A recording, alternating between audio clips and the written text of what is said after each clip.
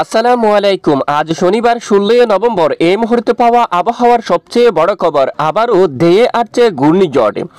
November মাসের শেষের দিকে একেবারে দক্ষিণ বঙ্গোপসাগরের বুকে তৈরি হতে যাচ্ছে আরও একটি শক্তিশালী ঘূর্ণিঝড়।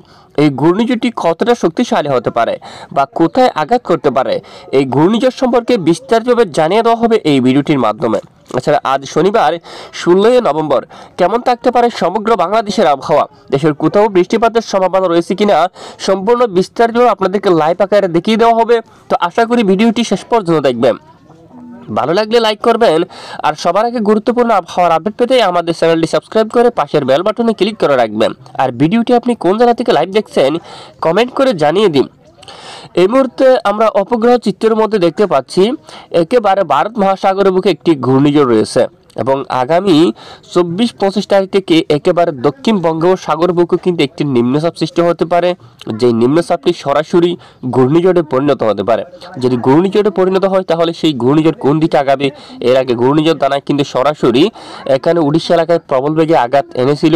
এই মুহূর্তে দেখা যাচ্ছে, দেখুন একেবারে 25 তারিখ নাগাদ দেখুন একেবারে দক্ষিণ বঙ্গোপসাগরের বুকে শক্তিশালী একটি নিম্নচাপ সৃষ্টি হচ্ছে, এবং বাতাসের গতিমাত্রা প্রায় তখন 57 কিলোমিটার পর্যন্ত রয়েছে, এবং এটি ধীরে ধীরে উত্তর দিকে অগ্রসর হতে পারে। উত্তর পশ্চিম দিকে ধীরে ধীরে অগ্রসর হতে পারে, এবং আবহাওয়ার পূর্বাভাস মডেলের রিপোর্ট অনুযায়ী দেখা যাচ্ছে এটি হয়তো বিশাখাপট্টনম এই অঞ্চলে আঘাত করতে পারে, হায়দ্রাবাদ দিয়া, অথবা এখান থেকে বাঘ নিয়ে সরাসরি ধীরে ধীরে এখানে ভুবনেশ্বর অথবা এখানে আঘাত করার সম্ভাবনা থাকবে। তো দেখুন আবার একটি ঘূর্ণিঝড়ের আভাস কিন্তু অলরেডি উঠে আসছে। তো আবহাওয়ার ইউরোপিয়ান মডেল থেকে যে আমেরিকান মডেল থেকে কি আপডেট উঠাচ্ছে তা আমরা আপনাদেরকে দেখাই। দেখুন সরাসরি লাইভ স্ক্রিনে আবহাওয়ার আমেরিকান মডেল থেকেও কিন্তু সরাসরি কিন্তু আপডেট উঠে আসতেছে। দেখুন একেবারে আরও একটি শক্তিশালী ঘূর্ণিঝড় কিন্তু তৈরি হতে যাচ্ছে, এবং 25 তারিখ থেকে যে দেখুন এটি ধীরে ধীরে যে নিম্নচাপ থেকে ঘূর্ণিঝড়ে পরিণত হচ্ছে, এবং এরপরে আবার এটি কীভাবে কিন্তু বাঘ নিয়ে সরাসরি এখানে কিন্তু আসতেছে। আর এখনও কোন দিকে যাবে সেটা কিন্তু নিশ্চিতভাবে কিন্তু বলা সম্ভব হচ্ছে না, কারণ আমাদের হাতে এই মুহূর্তে 25 তারিখ পর্যন্ত কিন্তু লাইভ ট্র্যাক রয়েছে। তো দেখা যাক, আমরা পরবর্তীতে অবশ্যই আপনাদেরকে জানাবো। তো এবার আমরা দেখে নিই আজ কোন কোন জেলার আবহাওয়া কেমন থাকবে। দেখুন ঘূর্ণিঝড়ের ফলে কিন্তু ব্যাপক আকারে বৃষ্টিপাত শুরু হতে পারে, দেখুন সেই স্থানে প্রবল আকারে কিন্তু বৃষ্টিপাত থাকতে পারে। তো আজ সারাদিন দেশের কোন কোন জেলার আবহাওয়া কেমন থাকবে আমরা সরাসরি আপনাদেরকে দেখিয়ে দিচ্ছি। তো এই মুহূর্তে আবহাওয়ার মডেলের রিপোর্ট অনুযায়ী বাংলার বেশ কিছু এলাকায় আকাশ পরিষ্কার রয়েছে, আপাতত কোথাও কিন্তু বৃষ্টিবাহী মেঘ নেই। তো ইতিমধ্যে আমরা একটু দেখি, দেখুন শনিবার 16 নভেম্বর সারাদিনের আপডেটটা যদি আমরা একটু দেখি, বেশ কিছু এলাকায় আকাশ একেবারে পরিষ্কার থাকার সম্ভাবনা রয়েছে।